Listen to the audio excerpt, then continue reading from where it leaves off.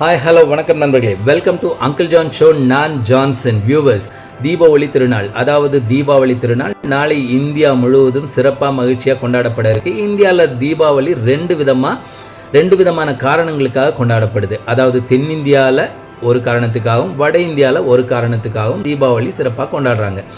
தென்னிந்தியாவில் குறிப்பாக தமிழ்நாட்டில் எப்படின்னு கேட்டிங்கன்னா, திருமாலோட அவதாரமான கண்ணன் மற்றும் சத்யபாமா இவர்கள் இருவரும் இணைந்து நரகாசுரனை வதம் செய்து கொன்ற பிறகு ஏற்படுற தீமை அழிந்து நன்மை விளைந்தது அப்படிங்கிற ஒரு காரணத்துக்காக தீபாவளி சிறப்பாக கொண்டாடப்படுது.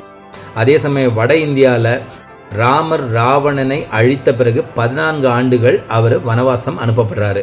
அந்த வனவாசம் முடிஞ்சு அவர் சீதாதேவியுடனும் லக்ஷ்மணனோடமும் திரும்ப அயோத்திக்கு வராரு. அவங்கள வரவேற்கும் விதமாக அந்த ஊரில் இருக்க மக்கள் எண்ணெய் நிறைந்த விளக்குகளை ஏற்றி அவங்கள வரவேற்கிறாங்க. அந்த நாளை தான் இன்றைக்கும் தீபாவளியாக அவங்க கொண்டாடிட்டு இருக்காங்க. தீபாவளி அப்படிங்கிறது பட்டாசு மற்றும் இனிப்புகளை வச்சு மட்டும் கொண்டாடப்படுறது இல்லை மக்களே.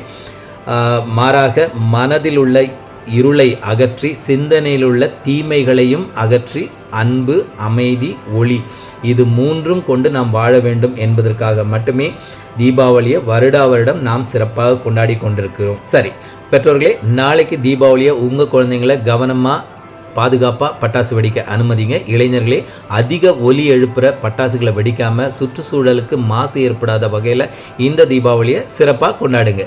இந்த வீடியோ உங்களுக்கு பிடிச்சிருந்தால் லைக் பண்ணுங்கள், ஷேர் பண்ணுங்கள், கமெண்ட் பண்ணுங்கள், சப்ஸ்கிரைப் பண்ணுங்கள் மக்களே. உங்களை நான் அடுத்தது வீடியோக்குள்ளே சந்திக்கிறேன் வித் டிஃப்ரெண்ட் டைப்ஸ் ஆஃப் டாபிக்ஸோட. Till then, bye from uncle John show. Bubye, see you all, bye.